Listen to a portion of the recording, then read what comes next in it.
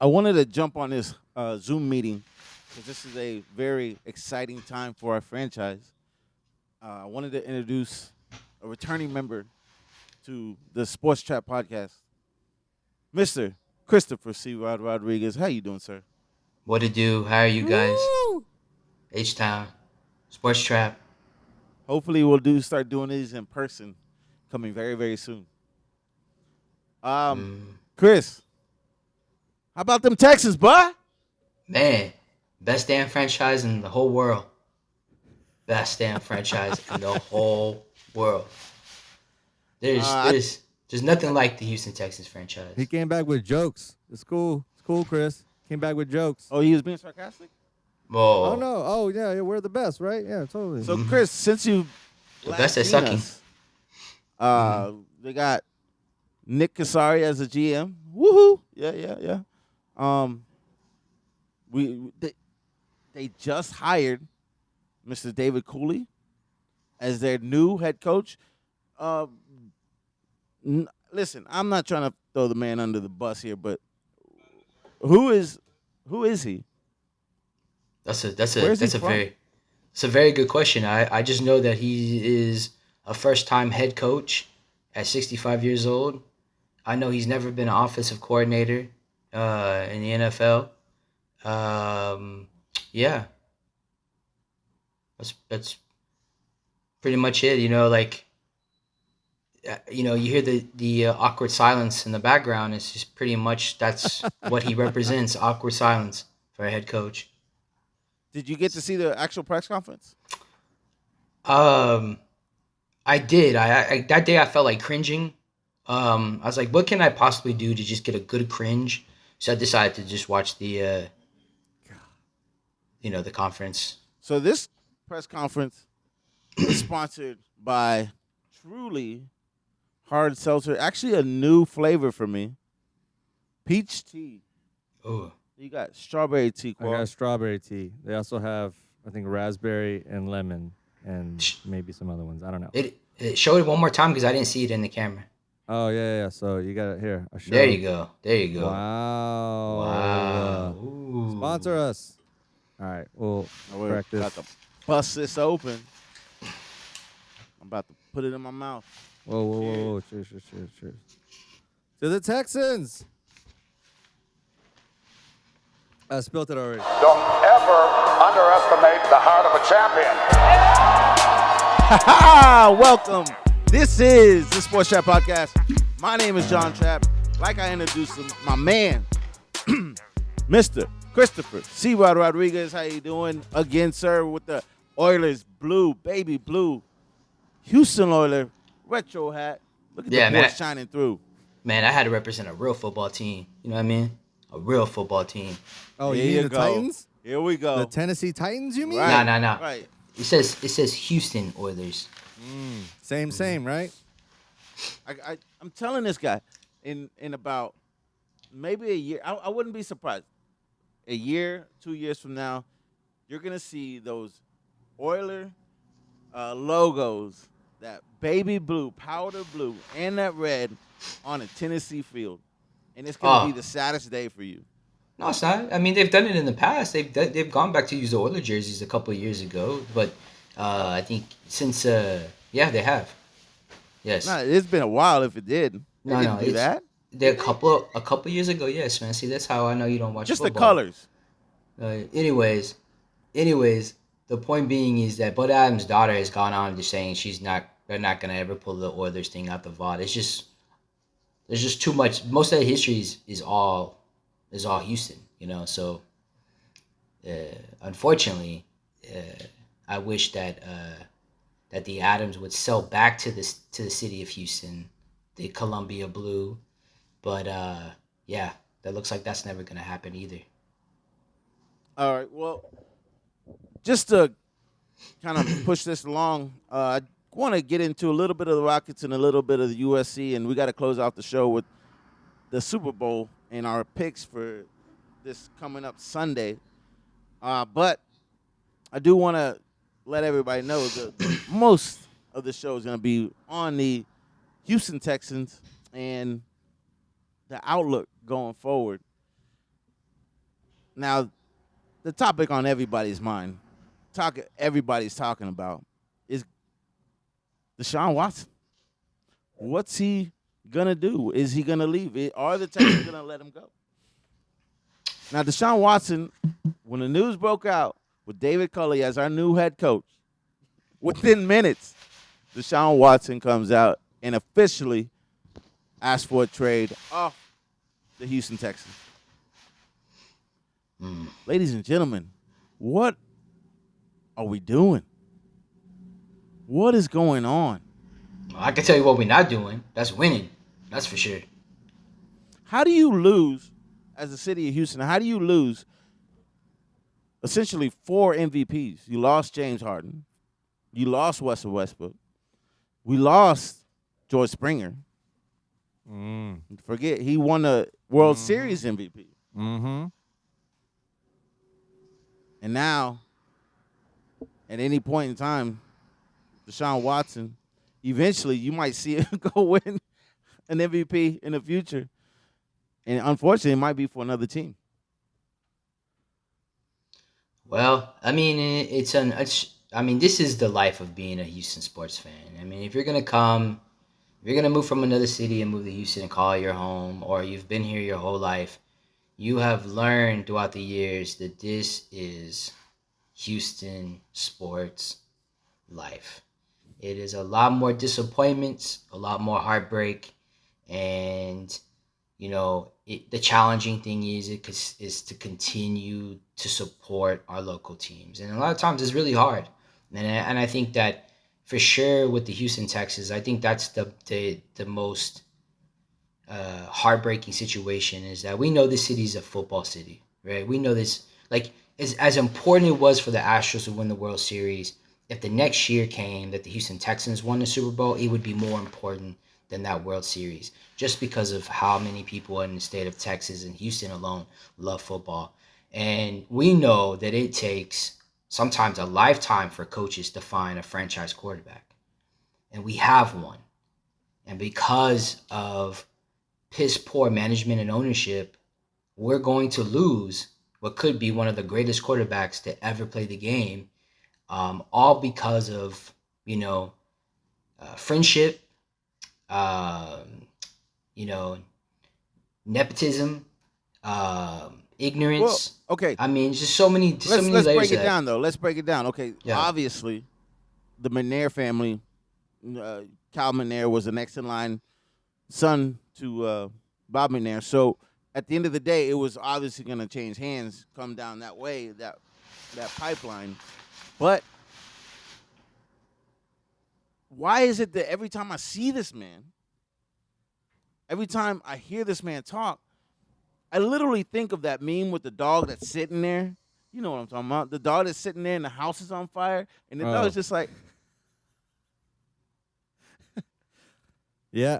you That know, makes sense. remember, Chris, ask me a question. I'm Cal McNair. Ask me a question. So you want me to be the press? I don't care. Yes. Okay. Hi, this is Chris Rodriguez from the Sports Trapp podcast. I have a quick question for you, sir. My question is to you.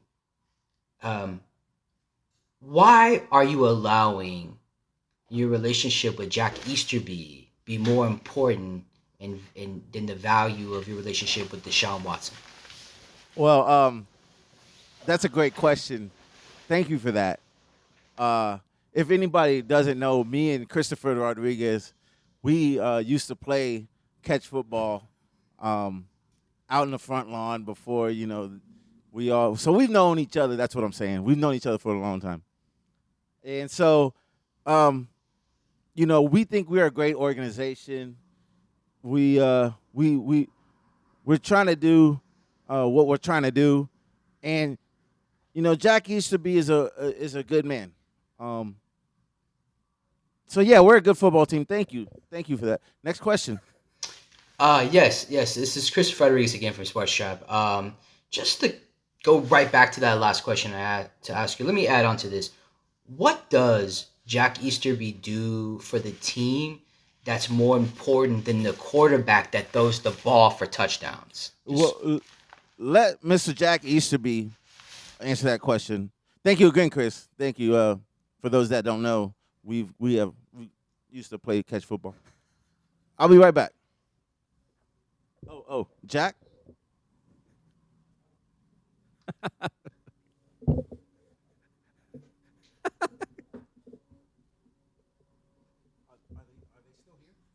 Yeah, is that Jack? Jack. This is Jack. Is that Jack Easterby? Hello. Are you praying right now? I Great can't. job, Cal. Great I job. I apologize to everyone. Jack Easterby doesn't seem to want to be on TV, but thank you for your question, Chris. We I want to introduce the general manager though, our new general manager that we hired, Mr. Nick Casario.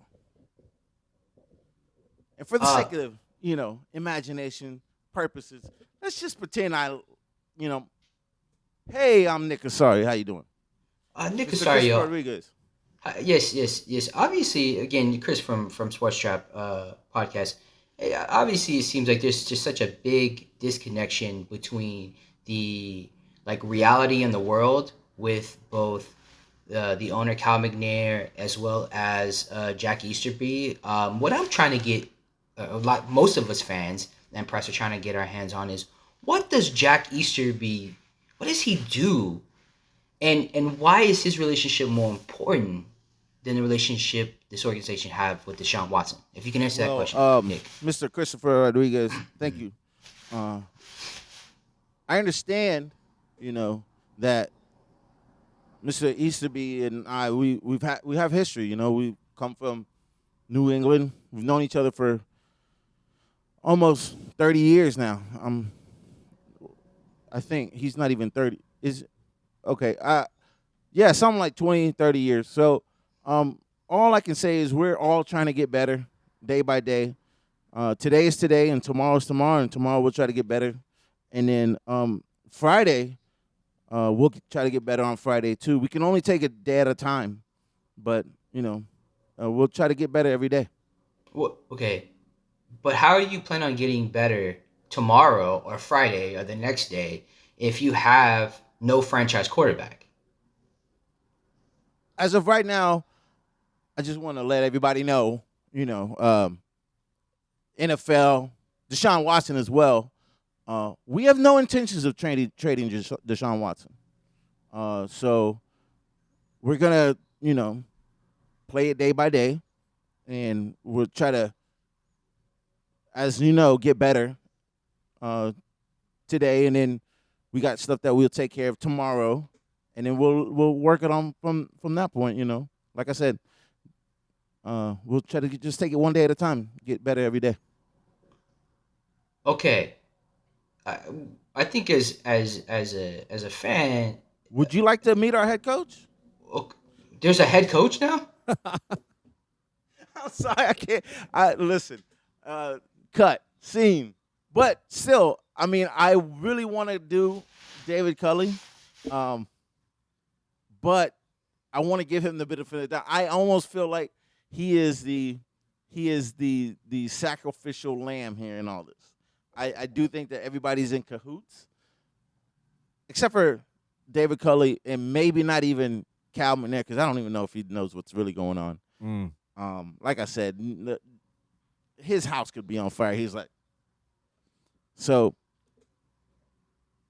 at the end of the day, I do think that David Culley is going to be, the blame is going to be put on him. He's happy to take the job, and I appreciate his press conference today, even though he called, maybe it's his twang, but Houstonians, he called us Histonians.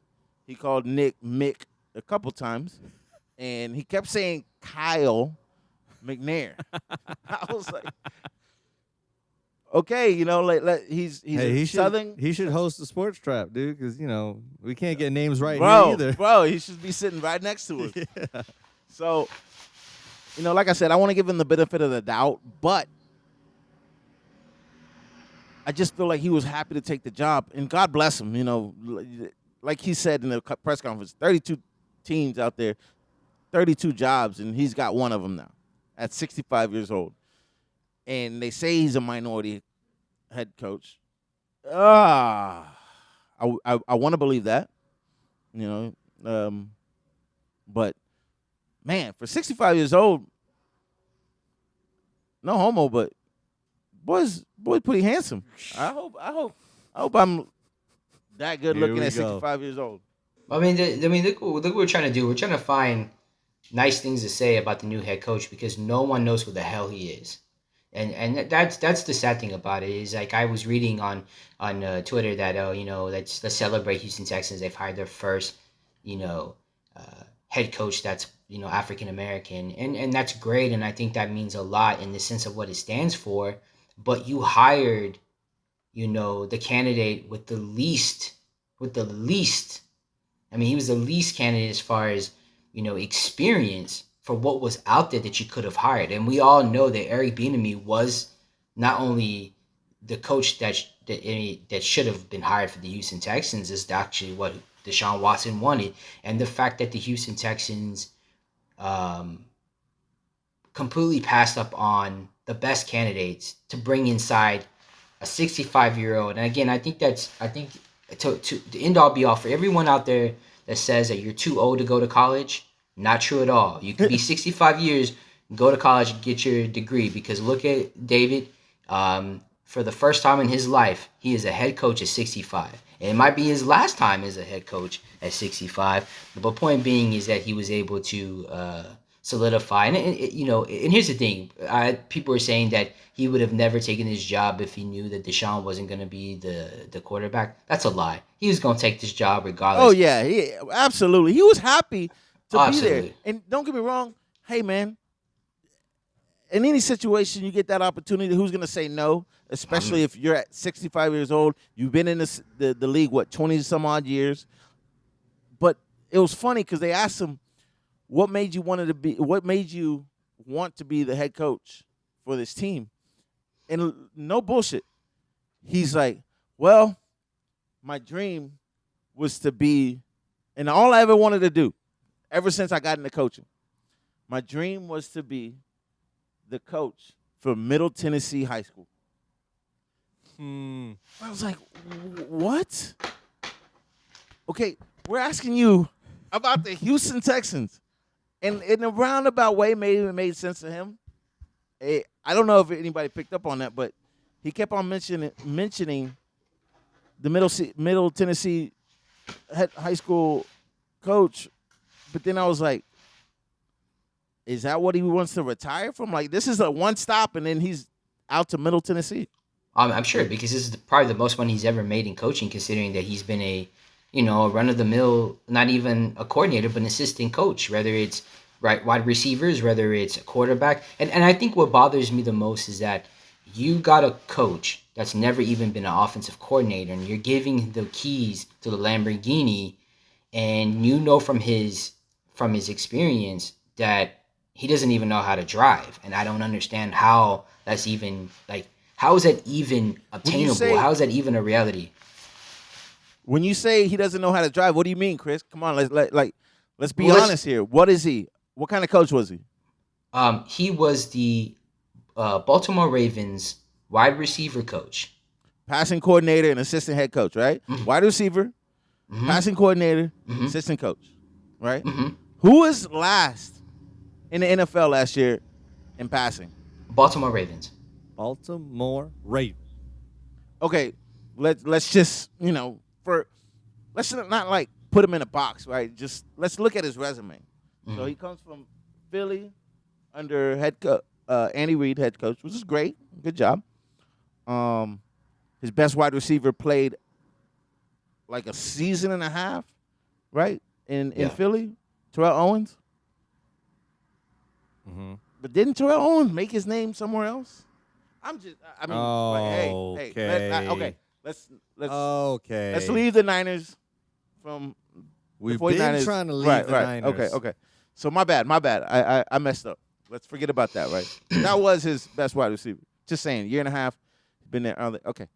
So he moves on to the Chiefs. That's right. The Chiefs. And he's the wide receiver coach for the Kansas City Chiefs. But remind me, Chris, if not the last time, if not the only time, when was the last time the NFL had a team where their wide receivers scored 0 touchdowns all year? You're saying which team won the Super Bowl like that? No. What team Oh, didn't have a wide receiver score a touchdown all year that's long? the Kansas City Chiefs. Yeah, who was the wide receiver coach? Oh man, David Cole. Oh, So, I mean, I could keep doing this. I could really keep doing this. Unfortunately, I don't, like I said, I don't want to bury the guy, but if you look at his resume and want to sell me on the bullshit that he's the best person for the job, especially when we have one of the best quarterbacks, prospects, and not even prospects, just like somebody going into their prime. He is absolutely the antithesis.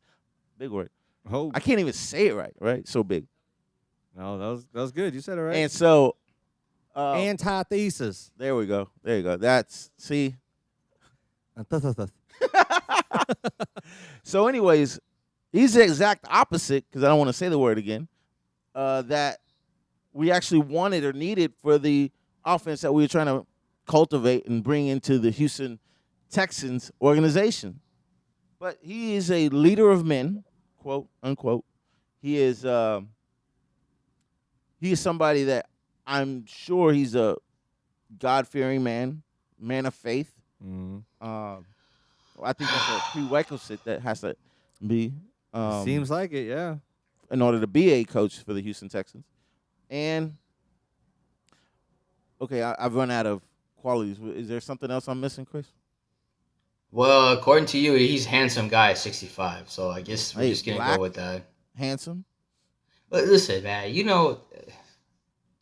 this whole saga or catastrophe with them boys over there in Kirby, this has been an ongoing, consistent thing for over 20 years with this franchise. It's because here's the thing. Everybody who is a billionaire would love to own a sports team, right? And the most successful people that end up buying a team usually put people around them that know what they're doing. The Houston Texans have not. They have a history, a record of doing this exact thing.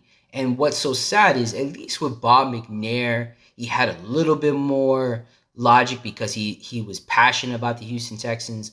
But obviously, Cal only inherited this team, and from all accounts, doesn't really care about this team. This is not something he really wants to do, other than continue this family, tradition of owning this team. And the sad part in all this is that Houston fans, we don't deserve any more heartbreak, and we're gonna just continue to get more heartbreak. And this is just overall, this is just a really, really sad situation.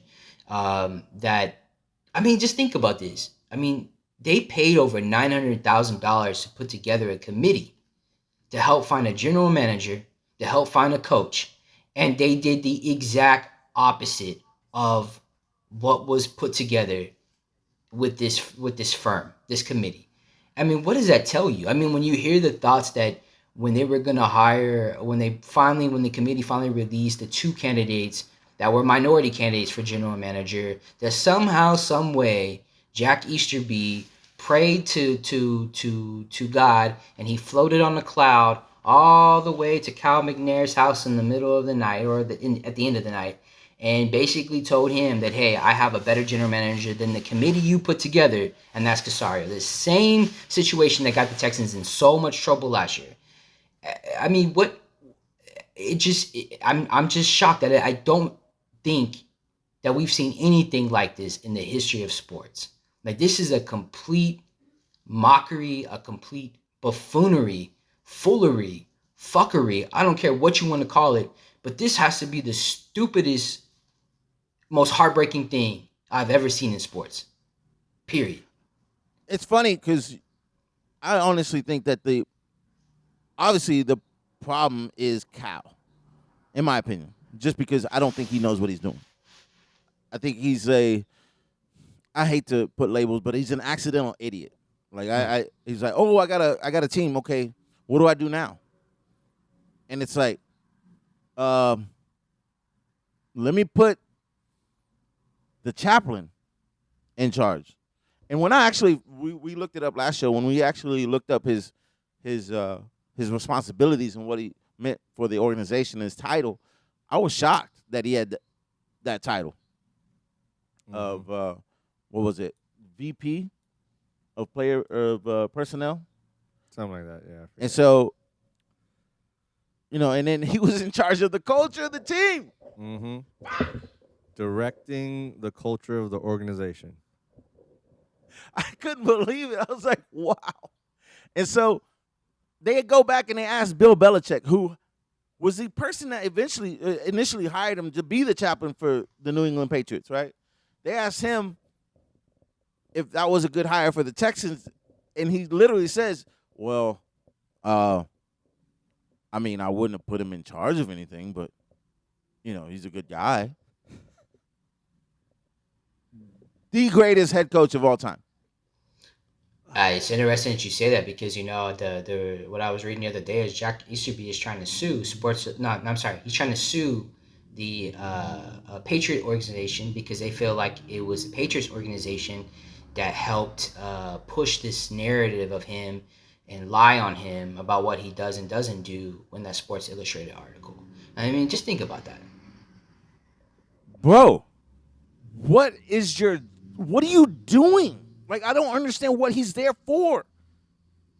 Like, listen, I have no problem with his religion. I don't care that he's a religious guy.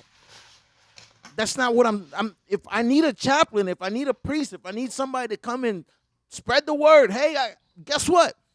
You have a resume, long as whatever it is, to say that you're fit for that job. Now, give me your freaking resume that tells me you're fit for the job of leading a football team. Apparently, that doesn't matter anymore. No. I mean, obviously, Jack Easterby is an opportunist, and you go back to what you said with Cal. I know everyone, especially Houston fans, have really gone out to like henchmen to want to get rid of Jack Easterby, but you got to understand something here. Jack Easterby doesn't even exist if you had an owner that really cared about putting the best people in the best position, the most qualified people in the best position to make his team a winner. And obviously, I don't see. Look, and I say this in the kindest way I can possibly say it, because if this is not on accident, this is actually you being this, like, just I don't know. I don't want to offend the guy, but it's just, to me, it's just, you're so fucking stupid that you don't know how to put people in position. But if you're actually smart enough to actually do it, and then you don't do it, then I have no words for the guy. I want to believe that he's an accidental idiot, because then I feel like, okay, you know what? They may fail up. Like, they might get lucky with David Culley. They might get lucky with Nick Casario. Right? Because he's so absent-minded that he might, it's like somebody trips and falls, and then they slam their head against the pavement, and as they're laying there, they're like, "Oh, look, I found $100." That's what I'm hoping. Best case scenario is what's happening with Cal McNair. It's not gonna happen. Freaking David Culley. It's not gonna happen that way, and it's just the way it is, because this team is being purposely ran this way. At the end of the day, like, Cal doesn't care, and Jack is manipulating his way to how he wants his team to be organized and ran. And unfortunately, again, when it's all said and done, the fans are hurting. And I will say this about the whole David Culley hire is this. Imagine if you are on that roster right now. Deshaun Watson has been on record several times throughout the year, especially when it came to hiring a new coach, that he wanted to have a voice for the players in the locker room. So they all wanted a culture change. The culture's not changing, and now you're getting a head coach that's never, ever, ever had the experience of a head coach. The locker room is already lost. There is no locker room, and no one's coming to Houston for free agency. And when Deshaun walks and when he leaves and when he gets traded, because they will trade him even though they're saying they're not going to trade him, who is coming to the Houston Texans? I mean, they're already putting it out there right now. There's articles as of today that they're already talking about trading J.J. Watt. And J.J. Watt, he's deserved way better than what he's had to experience over the last couple of years. But when you really look at the long-term future of the Texans, this organization could literally go down as the worst sports organization in all of sports history. Because once you lose a player like Deshaun Watson, that's like the Bulls if they were to trade Michael Jordan. You know what I mean? Like, you're losing your whole franchise, especially when you look at that roster and you see that you have nothing else to hold your head up high on. This is honestly... I don't think we've ever seen that in the NFL. Nothing. We haven't seen it. I mean, you could say Peyton Manning, but he got cut.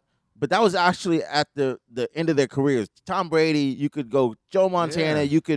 You could even tell me, Alex Smith. All of these are after many of their accolades, Right? and winning Super Bowls, rings. You talk about Michael Jordan, but it's like, dude, he won 6 rings before Jerry Krause basically forced him out, right? And it's like, I mean, Deshaun got here, 3 years ago? I think 4 now. 4 now. Right? Yeah. And he's already being driven to the point where he's forcing his own way out. Okay, after so just signing an extension till 2025. I want to move on to that the whole notion about Deshaun Watson. Let's pretend with Deshaun Watson. You see, okay, the situation with James Harden, which is almost the complete opposite. City of Houston gave James Harden all this leverage, not talking about leverage of the trade and its value, but leverage as far as like leadership of the team.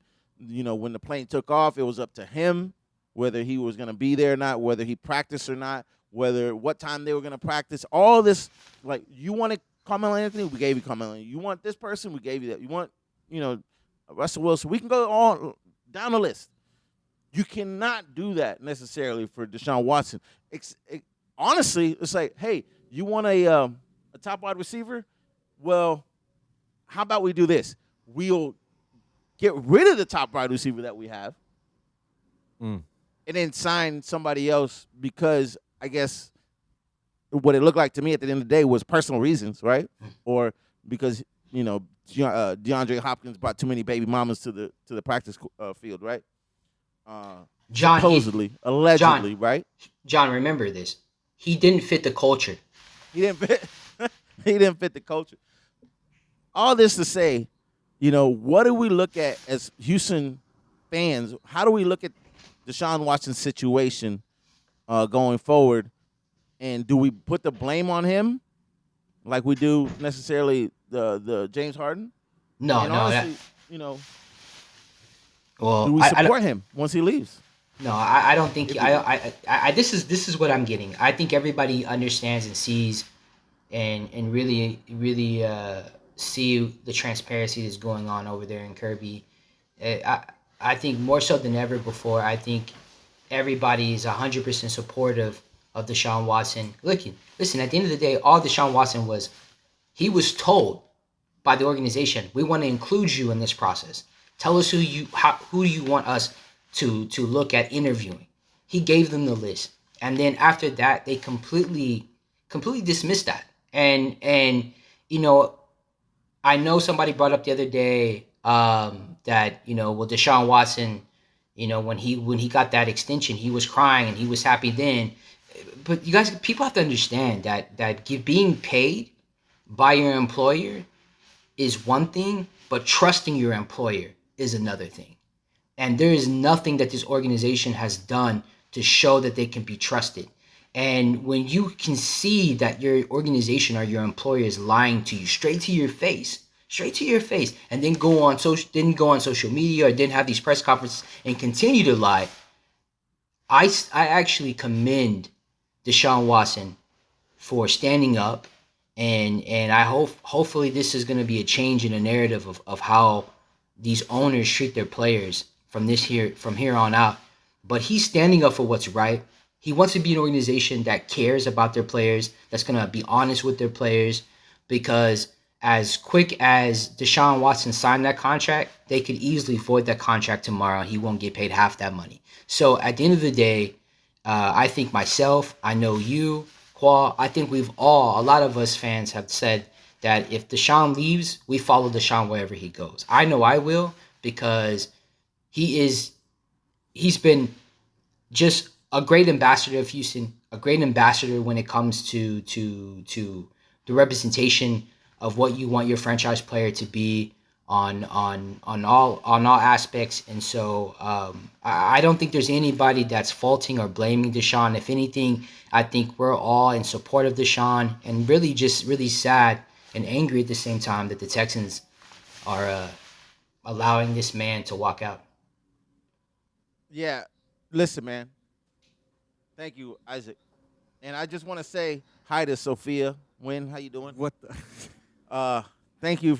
Great timing. I appreciate it. Anyways, Deshaun Watson, listen, man. I know you requested a trade.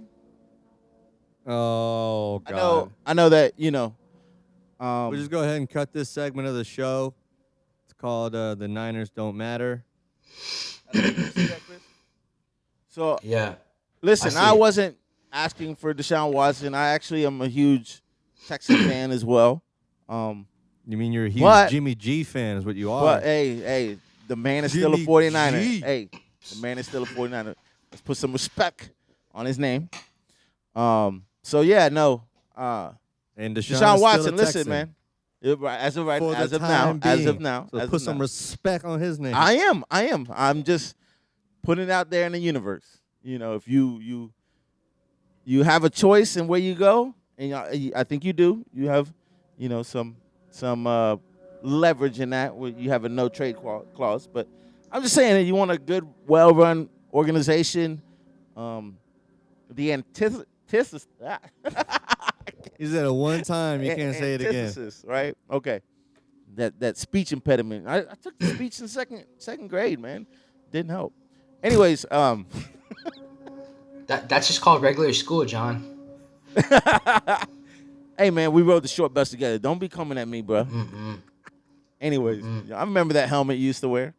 Anyways, so like I said, if you want to come to a well-run organization, there's one out there. I'm not gonna say it. I'm not gonna collude and get you on another team. But if you did want to, there's one out there. Okay, just putting it out there. But anyways, if he were to go to another team, Mr. Christopher Rodriguez, what team would you like to see him on? Well, I've already said it that there's two teams that I would love to see him on, other than the Houston Texans, of course. I think that would be a combination of either the San Francisco 49ers or the Pittsburgh Steelers. He I said a think combination. What? How do you combinate that? Well, because these are teams that I think that are just a quarterback away from Pittsburgh being a Super Bowl Steelers. contender. Wow. Okay. Yeah, I think Pittsburgh Steelers has talents hands down, and they unfortunately continue to stay in bed with Worthlessburger. But that's just another story for another day. I am intrigued. There's two teams that I am intrigued by the most that I feel like have the best assets to trade for Deshaun Watson, and they actually have a really solid team.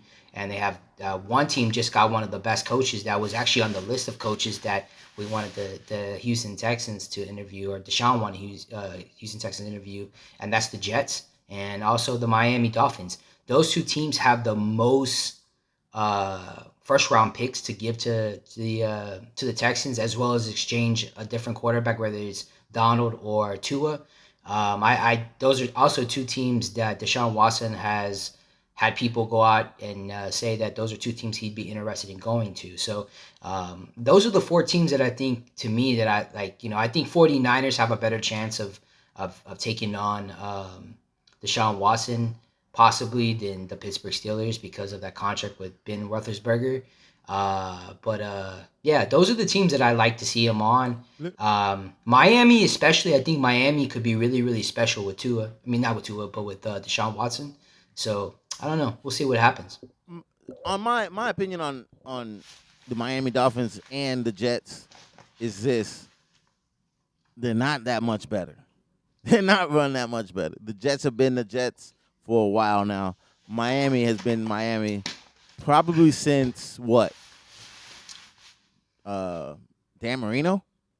You know, I'm just like, I don't know. If you're willing to make that step into taking control of your future, essentially, you might want to go to one of the better teams. And I honestly haven't thought of Pittsburgh, but that's a great, and that's one of the landing spots that I think that I'd like to see J.J. Watt just to link up with T.J. Watt. You saying Deshaun and JJ gonna go there? Nah, that'd be tight. I don't think so. Oh, dude, that'd be. What like if that a happens? coup, right? So let me ask you, because Chris, obviously you're an Oiler fan, and I'm a 49er fan first and foremost.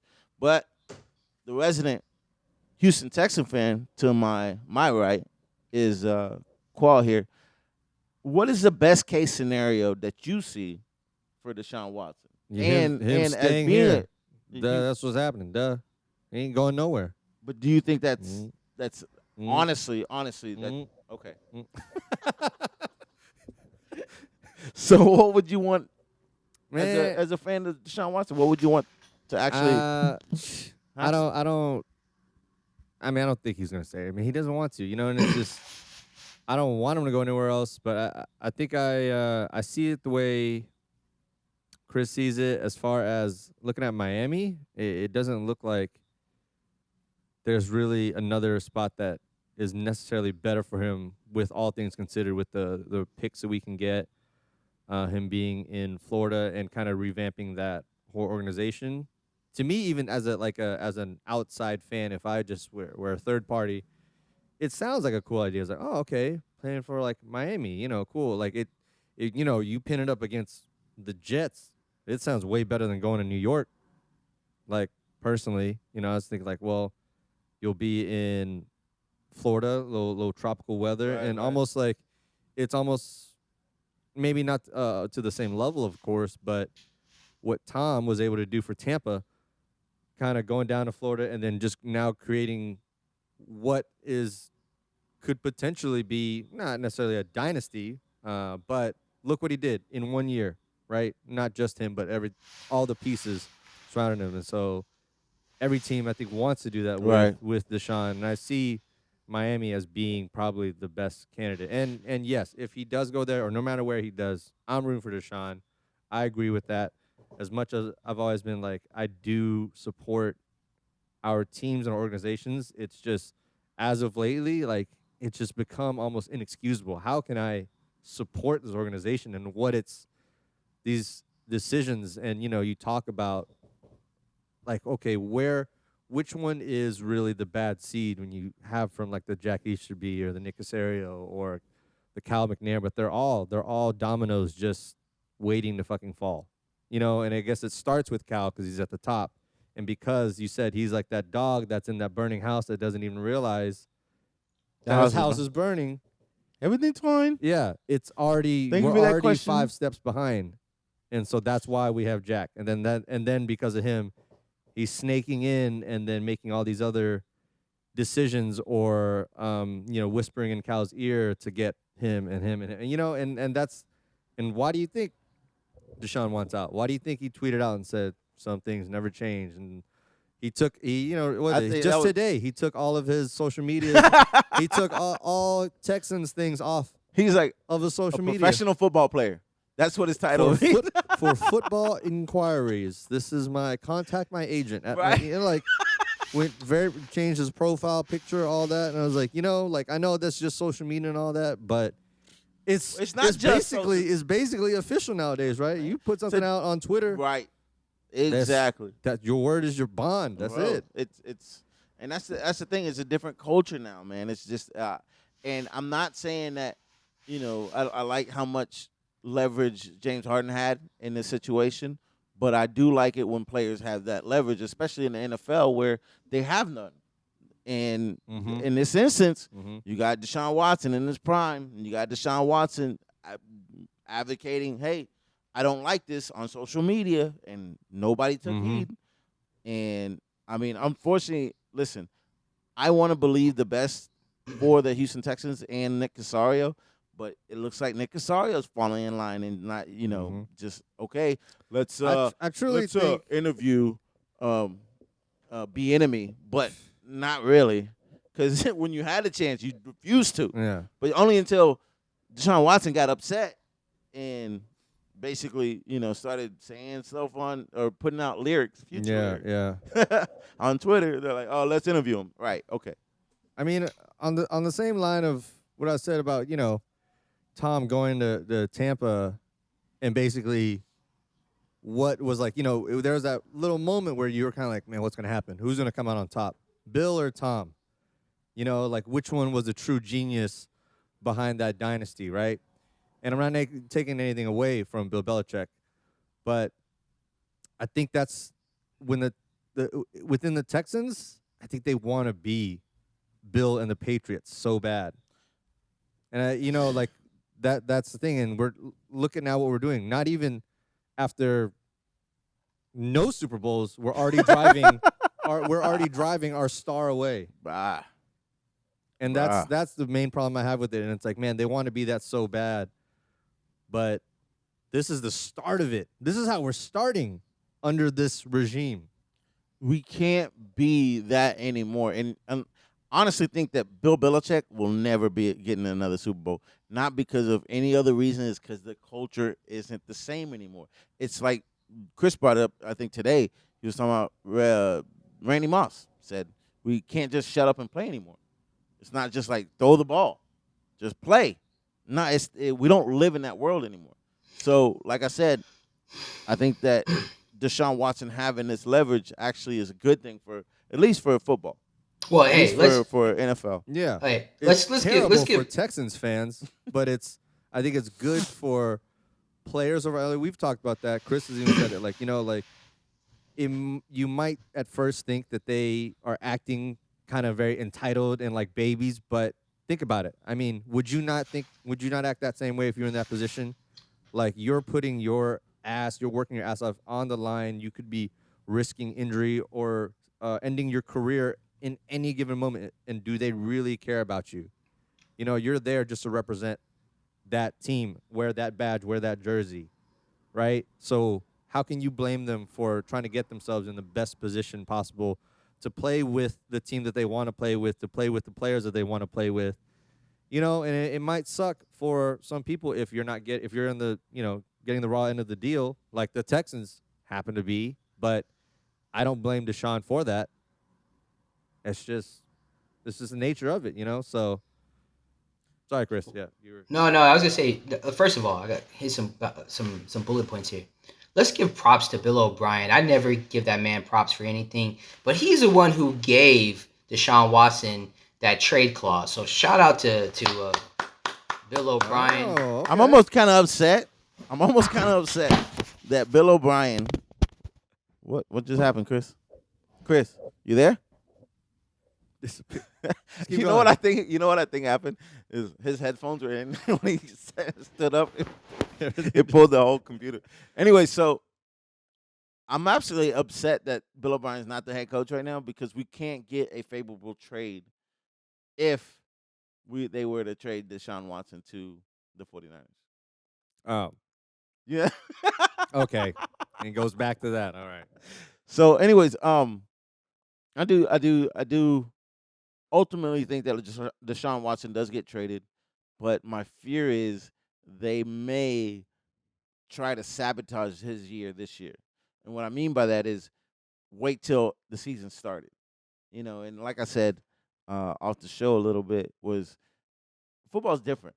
A playbook is 300 pages big. Mm-hmm. You got to learn a new system, new plays, new, vernacular.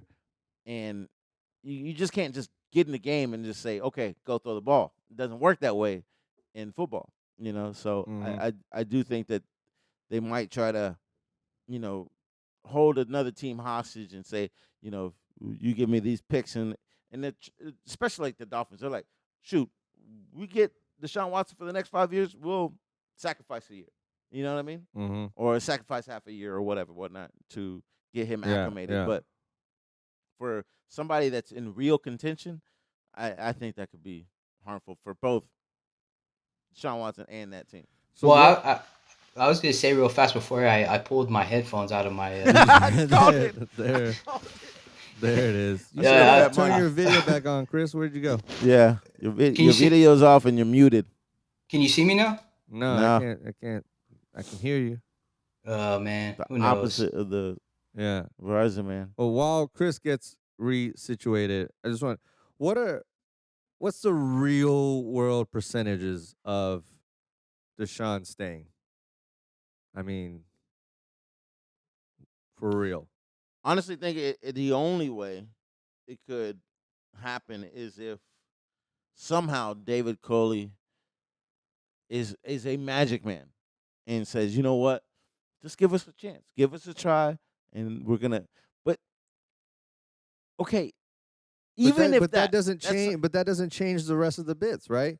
If the culture of it, and you still got to deal with But that's Jack your only and hope, man. You're asking me a question that's honestly your only hope. So he has to. Okay. David Coley is the only one that can convince him. Mm-hmm. And the one thing I liked about David Coley, and it kind of, I think that you're gonna get a lot of these grandfather stories. Is that he does talk, he does conversate, and he'll bring experience of his past experiences to the table when he's talking to Deshaun Watson. Mm-hmm. And so he might look at Deshaun Watson might end up looking at him like an uncle or a father type figure in order for him to draw him in. And there's this quality that David Culley apparently has. So that's, in my opinion, the only hope. But that's also saying, okay, you still don't got a number one wide receiver. You still don't, you're not adding to the pieces. That's just one aspect of it. Yeah. There's still Jack Easterby still in power. You still have, all these things that are wrong about the Houston Texans that Deshaun Watson would just be like, all right, I'm going to put blinders on and we'll see what happens. Well, can you guys hear me now and see me? Yeah. Yeah. Okay. Are Good you? Lord. Is your thing still recording? Your phone? Yeah. Cool. Okay. It is. I want to say this is that just think about this. Deshaun Watson was the most sacked quarterback last year, right? And still led all quarterbacks in passing. And I was telling you guys a stat the other day is that in 50 games he's thrown for 95 touchdowns. That's more than anybody else, including Mahomes. And just think about that. This man was in every game, put the Houston Texans in every game this past season, and just couldn't win because of the lack of talent that was surrounding him. And think about the makeshift offensive line to the makeshift wide receivers that we had, to the lack of running game. I know, John, you were putting down or saying that the Miami Dolphins are not that good. Miami Dolphins have not been good since Dan Marino left. They have battled to try to piece and find that franchise quarterback. Don't think for 1 second they're not foaming from the mouth, because now the Miami Dolphins have a great coach. They have one of the best defenses in the NFL. They have a cap space and cap room that's just luscious and lovely for a team that would just love if they can make a trade for Deshaun Watson. That team in a year or so, maybe even less than a year, would be a contender to win the AFC just because of Deshaun Watson, just because of what they can surround him with, and obviously with their coach. That is definitely a team that, and let's be real here. Other than like 6 teams in the NFL, any team would be better off having a Deshaun Watson on their team. Like You know what I mean? 95% of the team, everybody should be Absolutely. looking at Deshaun Watson like, okay, who do we have? Okay, we got Tom Brady. We're good for the next 2 years. Okay, I get Tampa Bay, Chiefs. And it starts to drop off after that, like other than just like Green Bay and a couple other handful of teams, not even. Everybody else should be thinking Everybody's about replaceable. Did you guys see where the fans of the Browns were talking about trading Baker Mayfield for Deshaun Watson? Listen, and Baker Mayfield man, was... This is the game that you play. This is the situation that you put yourself in. As far as Baker Mayfield is concerned, listen, you took somebody else's job, didn't you? Somebody's gonna take yours eventually, whether it be tomorrow or the next day. And every quarterback's in every situation. Look, Tom Brady got traded. Peyton Manning got cut. Mm-hmm. Don't hold your head up and your nose up at me when we say, hey, we got a better quarterback coming out of Houston that could easily take your spot. Well, but at the same time, that's just how the lack of self-awareness is that Mayfield would even respond to that tweet and say you guys are silly. I mean, the even fans from other cities recognize how good Deshaun Watson is. That even if they have a good quarterback, they're willing to trade that good quarterback to get Deshaun Watson. How unprecedented it is because of the timing of when he's doing it in relativity to how far he is in his career. I mean, you know what I mean? It's not him in 10 years. It's him right now. Right now. And that's why it's like, I mean, come on. Anybody's job could be up for the block. And it's, I mean, it makes it for exciting talks. Yeah. But, you know, we're the ones that's like. Suffering. I see it in your face. Yeah, like, I don't want to see you go. But, man, it's fucking exciting, right? It's like, shit. But I think the real excitement, though, is where is Matthew Stafford going? I think he's actually going to be the first domino, but really, really, where Deshaun Watson is what everybody is kind of like holding out as far as like seeing what pieces they can move, who they can give up, what are they willing to give up, as opposed to, you know, Matt Stafford is the number one quarterback in the offseason, which obviously he's not. But, you know, he's a big piece, but, you know, it all depends on what Deshaun Watson does. Well, guys, this has been nice and very depressing. And I mean, is there anything positive we can talk about I think sports in Houston? Houston Rockets on a 5-game winning streak now. Woo! And I think they're winning by 20 points as we speak versus the New Orleans Pelicans. Okay. So there is some light at the end of this tunnel because right now it seems like darkness is falling. The Houston Rockets are better now that they don't have James Harden this year? It's not that. Listen, anybody that says, I've heard people say that the Rockets are better now. Listen, you can't take a player of James Harden's caliber off the team and say that the team is better. But I will say this: I think that more so than ever before, Houston Rockets have a true identity in the way they play. What is that? In Coach Silas. The coach? And the Coach Silas, I think he's given them real direction. I love, and I'm sure you do too, John, he's using the whole roster. He believes in all the players that he has. Hey, man. Give my props. Say that louder. They went from being one of the worst teams defensively to being a top 5 team defensively now. If you watch this team, I know people have made these jokes that the Houston Rockets have become the rehab team. Basically, we rehab players and injuries, and we rehab players with some mental health questionings. But either way it goes, this team is an underdog of workaholics that want to go out there and prove their worth.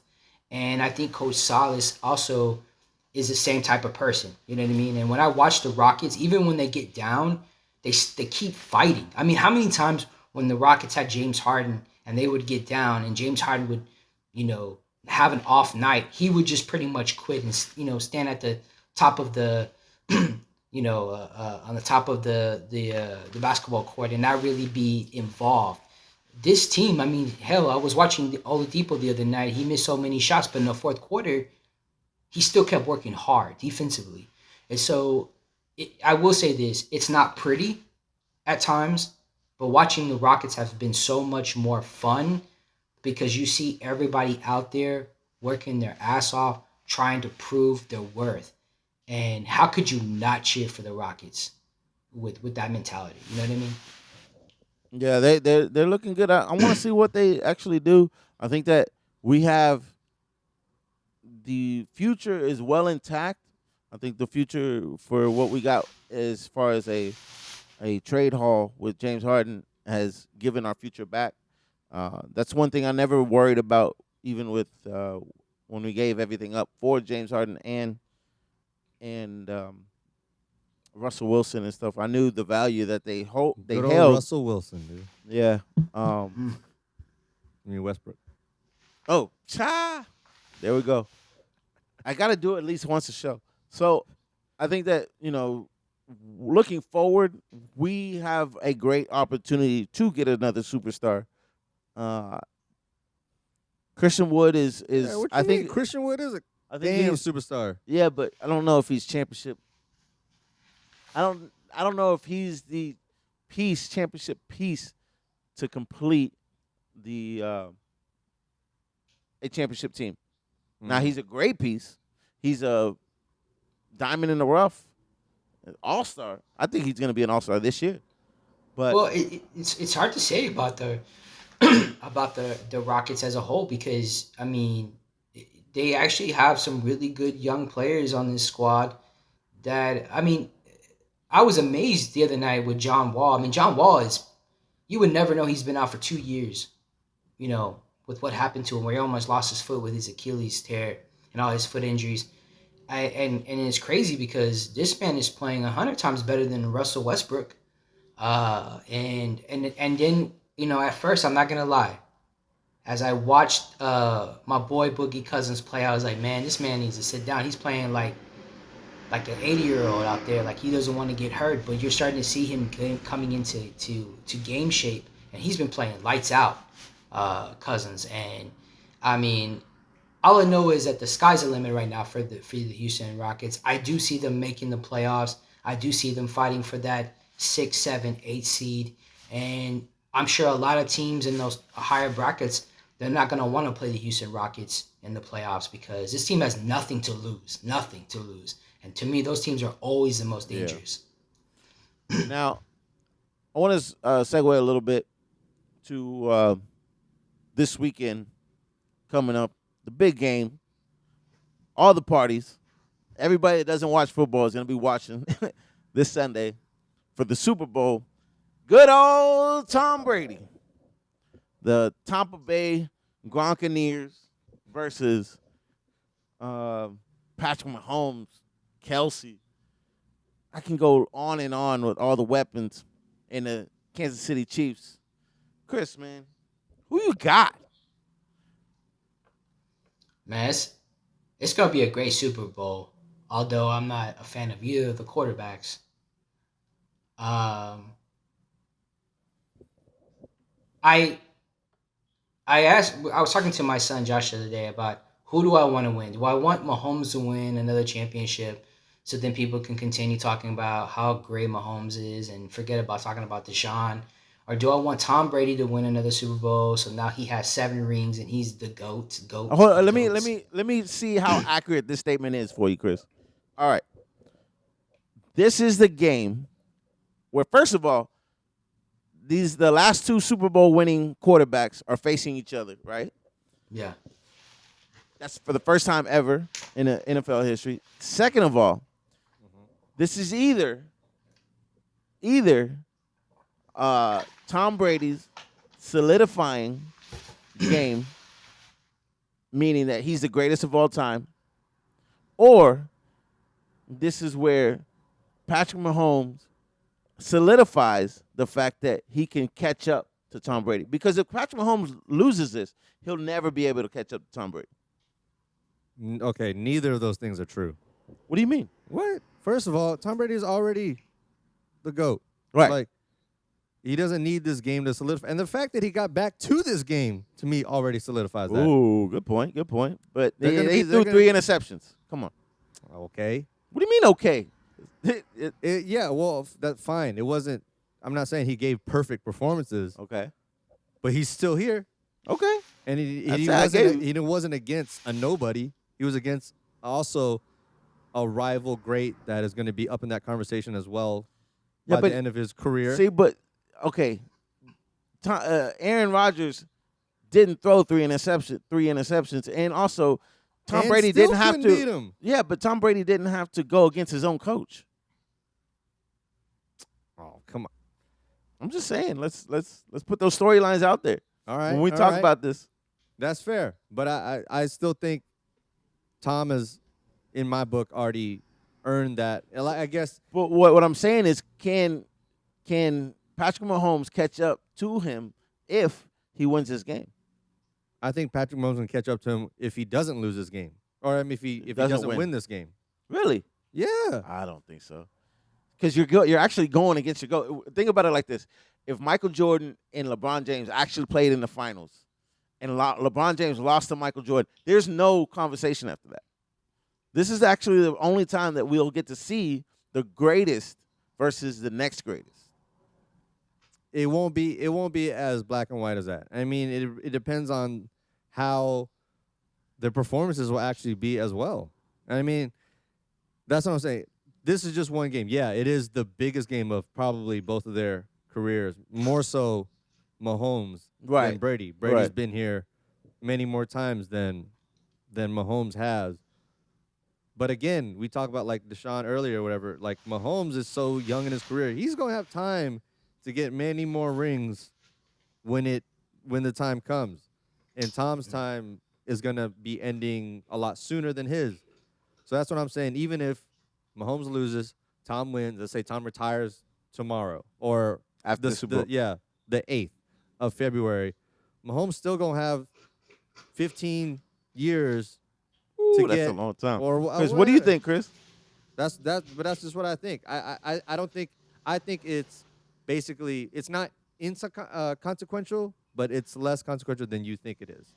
I really think like that's why I think it's such a highly good, consequential. no, I think it's going to be such a good game because to me it's almost like a toss up. It could be either like this is the true like passing of the torch to the next guy, or it solidifies the current guy that's like, hey, you know what? The thing You're is, the champ. You always will be.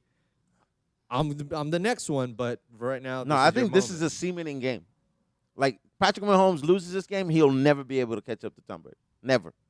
Damn, that's how can you foresee that already though? There's no because they played against each other. No, Like but he would have to tie Tom Brady, right?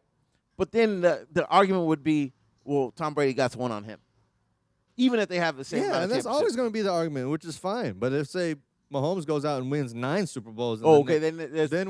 Okay. Yeah, that doesn't happen though. That doesn't happen. That hasn't happened yet.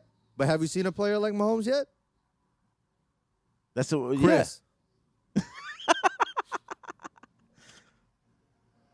Listen, Tell me I'm man. crazy. Listen, I think you guys both got great points. I'm rooting for the Kansas City Chiefs because the ideal of Patrick Mahomes being in a position of being a black quarterback, being able to play in this game and play it the way he wants to play it, and what it would mean if he was to beat the great Tom Brady means so much, from that standpoint. But at the same time, I don't think the Kansas City Chiefs are going to beat the Buccaneers. Whoa! Whoa! I Wow! don't think so. See that? Okay, See that but M. Night Shyamalan twist right there, dog? No, listen. You Again, strung us up. It's not, and you know what? The reason he says that, and I'm a preempt you. I'm sorry to do this, but I know my boy, right? It has nothing to do with the quarterbacks.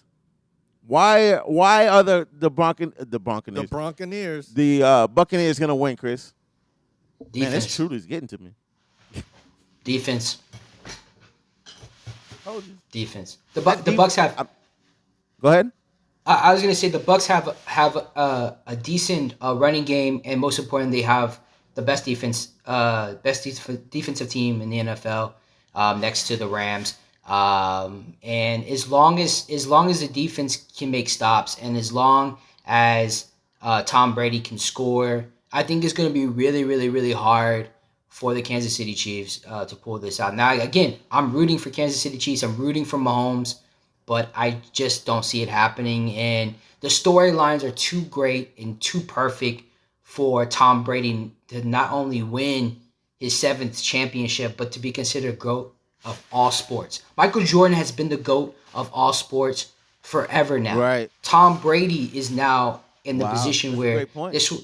this will be his most likely his last game playing, right? Because if he Not wins his this last game. He has No, a no, 2-year no. contract. what I'm saying is if he wins a Super Bowl, like, I mean, I'm sure there's a space there where he would probably want to retire on top. I just knowing who You Tom think so? Brady That's a is, great point too. That's a good point. so I He's think like, he I gave got one himself on Bill Belichick. That's all I need.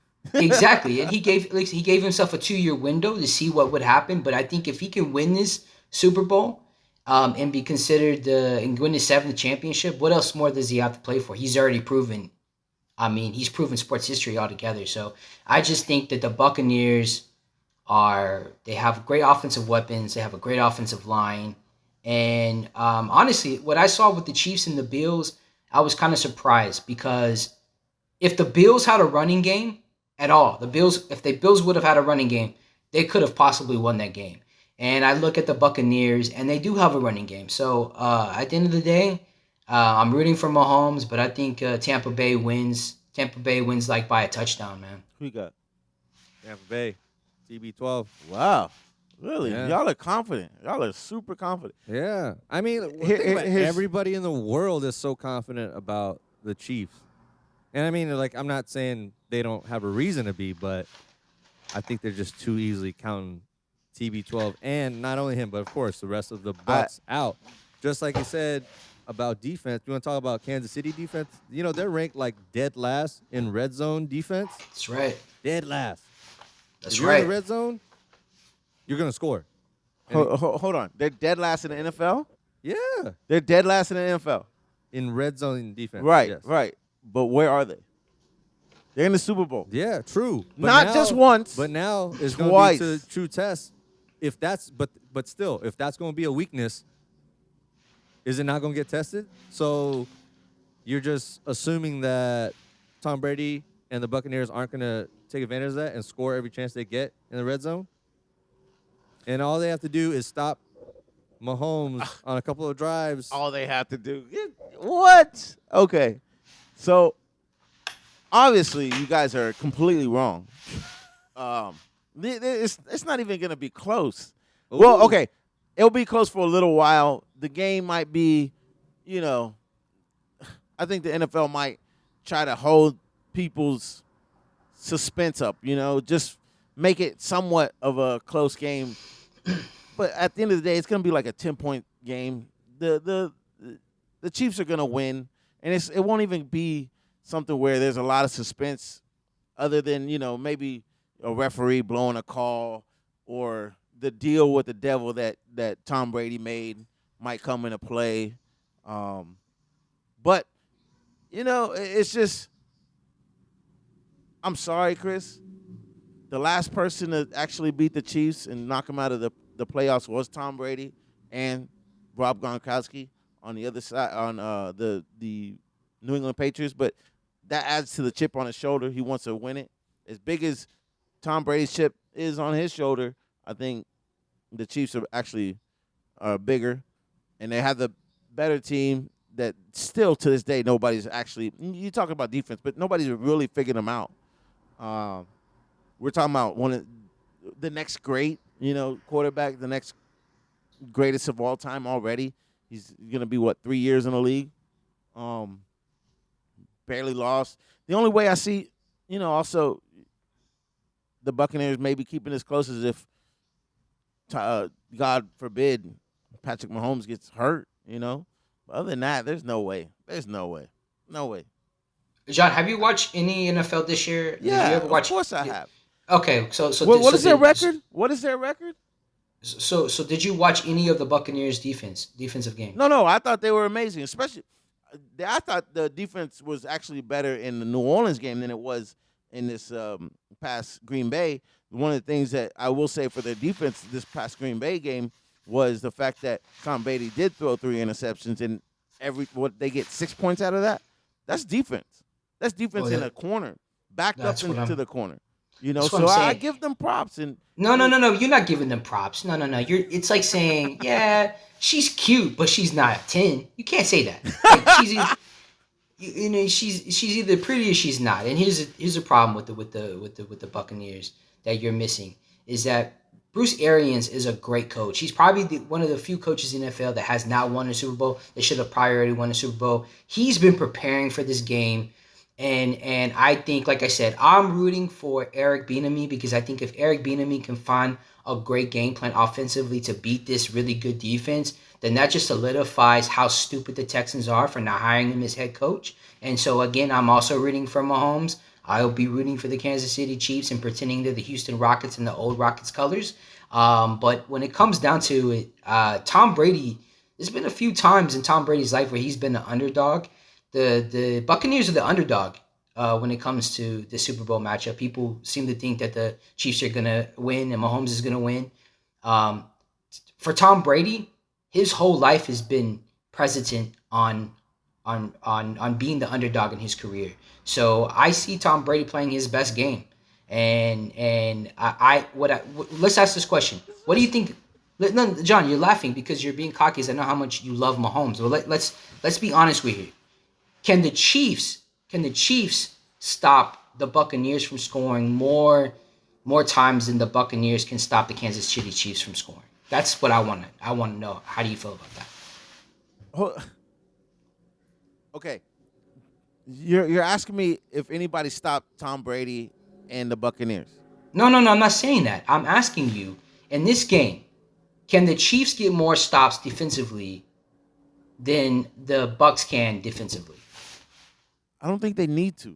It's gonna be okay. It's gonna be Tom Brady going down, maybe getting a couple field goals. Patrick Mahomes throwing touchdowns. At the end of the day, 7 points is more than 3 points. Okay, John. What? I guess, man. You always dismiss defense because that's just I don't expect anything less. Somebody who doesn't play defense, I expect for you to be someone who doesn't pay a lot of attention to defense. So that's fine. It's okay. We'll just focus on the last year offense. that the Patriots had one of the best defenses in the entire league? In the last 2 years, yeah. Right. What happened? They couldn't They keep couldn't up with the Chiefs. Because they couldn't score. They had stops. They just couldn't score. I don't think that as much as you guys think that the Buccaneers score, I don't think they score that much. I don't even think they were in the top 10 in scoring in this year. I don't know. Somebody want to look it up, but I can probably put money in that's not true. But whatever, anyways, what are you going to do for the Super Bowl? What, you going to watch it on Zoom? Why would I watch the Super Bowl on Zoom? Well, Chris, am I What? coming over to your house or not? Well, I don't know. I haven't thought about the Super Bowl yet. As of right now, it's the first time I even thought about the Super Bowl. You want to come over? Are you inviting me over? Bow chicka wow wow. Man, I don't know if I want to go over there because listen, man. Like when John latches onto a player, it makes you want to hate that player so much because he's such a hype man. Like if Flavor Flav was like a sports podcast, Flavor Flav. Like it would be John. John is the hey man. Flavor Flav turned his clock career. Yeah, into, you need that clock chain, dude. bro. You don't understand, what are you doing, Khoa, Khoa, for the Super Bowl? Oh, just running it back like last year.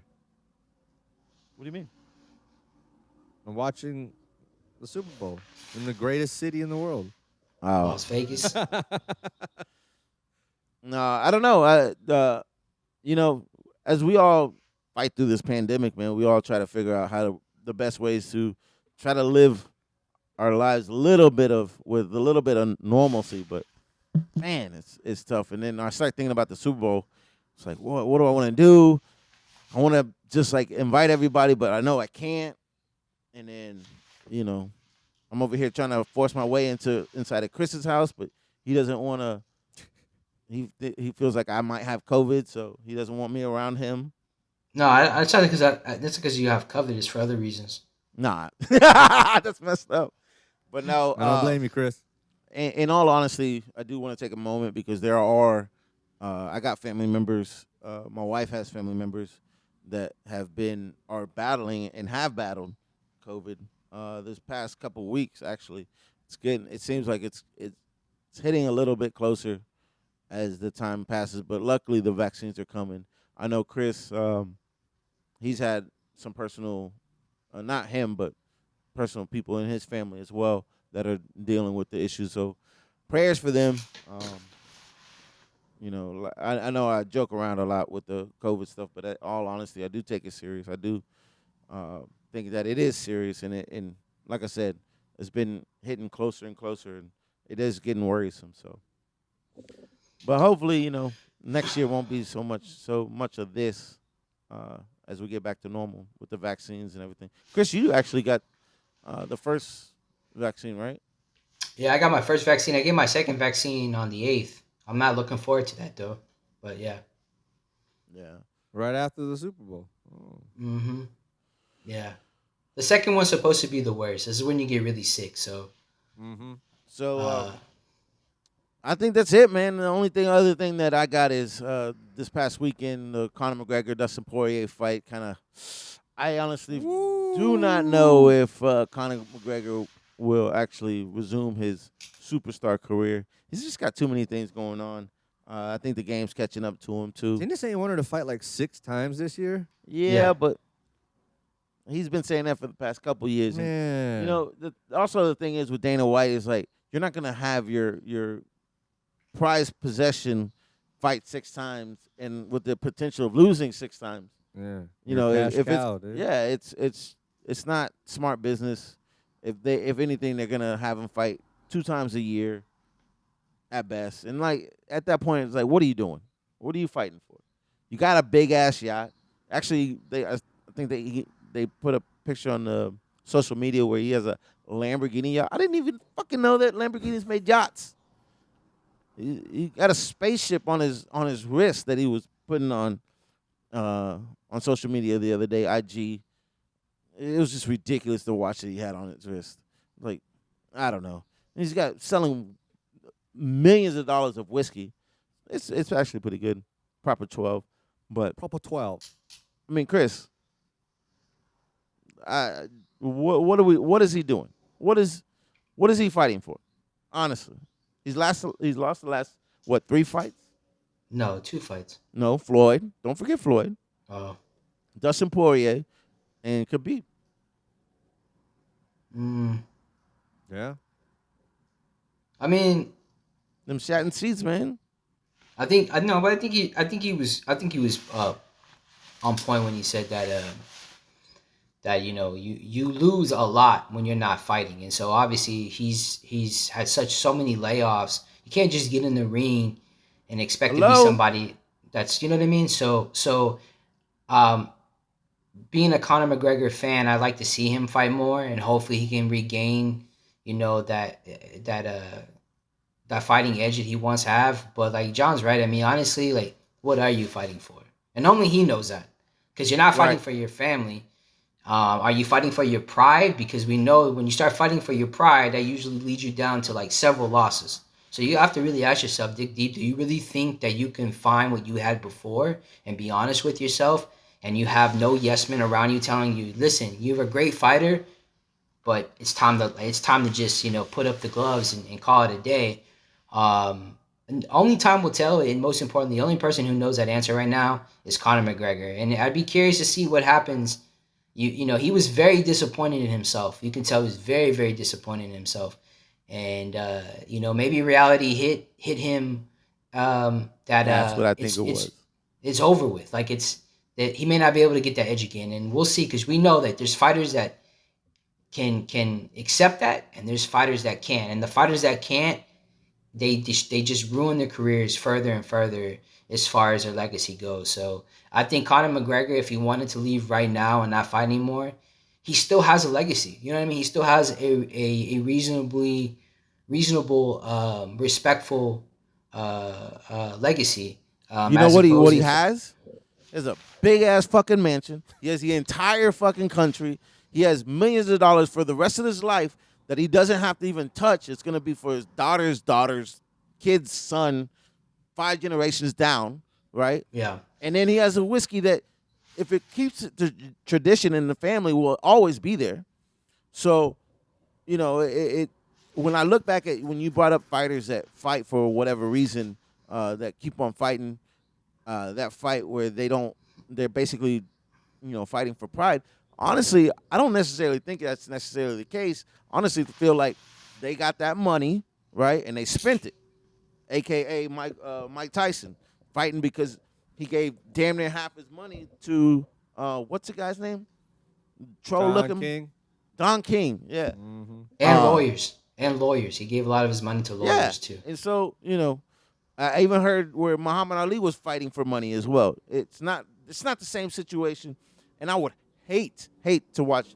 I mean, it hurts to see Conor McGregor now put in that situation where he's leaning over, hand on his face, like, come get this man. Mama, come help me. Stop the fight. It hurts me to see that now. And I would hate to see him end his career even worse. He doesn't need to. Yeah, he had so much ring rust. I can't like if this was a Conor McGregor of before, where he was constantly fighting and he was in UFC. There's no way that he gets stuck by all those leg shots that he got. Like I couldn't believe he was just taking them. I was just like, man, this is.